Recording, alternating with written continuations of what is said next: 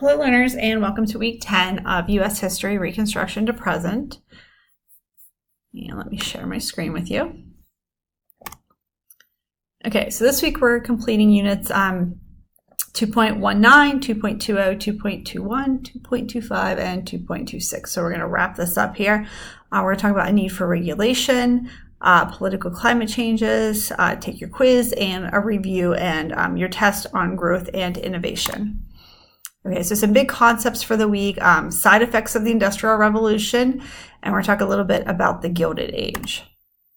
Okay, so I found this video that was made, and at first I was a little hesitant about using it, but I watched it a few times, and I really started to like it. Okay, so here we go.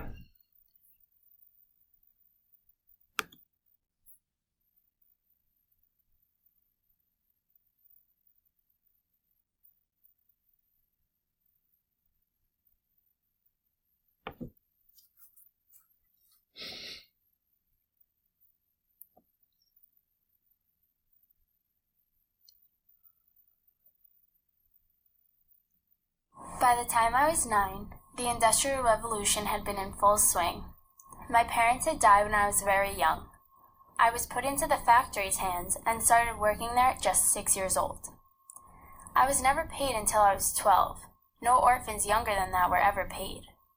I was told that I was given food, shelter, and clothing instead of being paid, and that I should be grateful.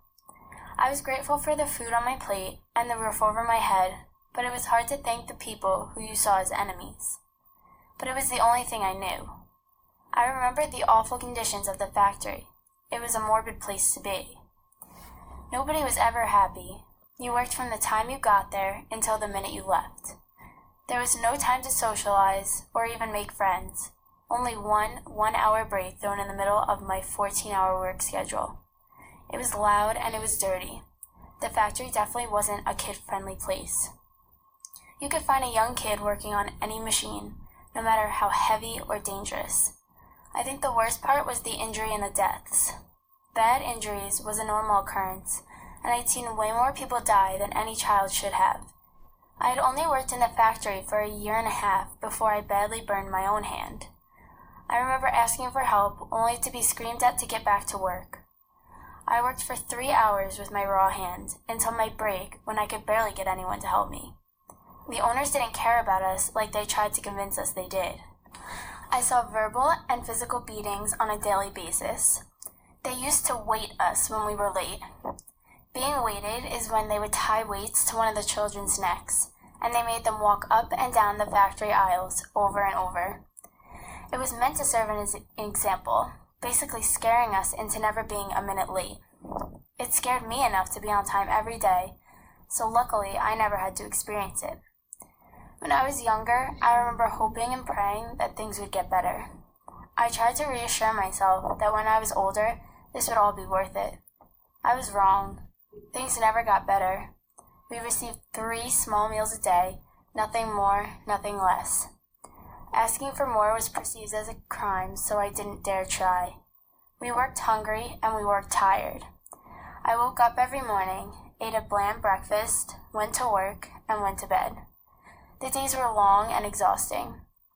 Finally, when I was 12, I began to get paid about $1 an hour. But not soon after did I realize that it wasn't all I thought it would be. As I got older, I was treated more harshly. One day, I had broken a piece of the machine I was working on. It didn't matter that I cried or begged or said that I would never do it again. I remember apologizing, begging and pleading for them not to hit me. I was beaten until I could barely get up, and then I was ordered back to work. My hours increased as time passed, but my pay never did. And the days got longer and more agonizing. I planned on working until I was 18 and could make it on my own. I planned on finding a good job. I planned on getting as far away from the factory as I possibly could.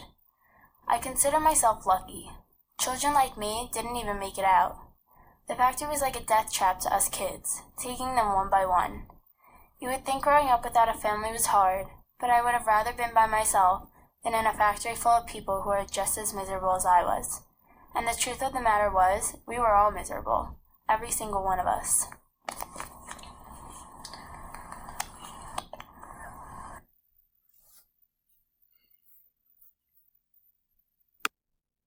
So I thought that was a good representation of child labor during the Industrial Revolution.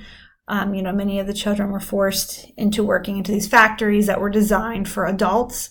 They were standing on the machine in positions where, their hands would get stuck or their feet would get stuck. They were losing limbs. And back then they had like a price of like $2 a finger. It was shocking what they could do and what they could get away with child labor during the Industrial Revolution. Okay. Sorry, give me 1 second here. It wants to play. Okay, so Google Classroom again, just make sure you're completing your assignments, making sure we're moving on now. We're going to move on to America on the World Stage here pretty soon. And that is it for the week. So if you have any questions or concerns, reach out to me. Make sure you're staying on pace and have a great week. Thanks. Bye.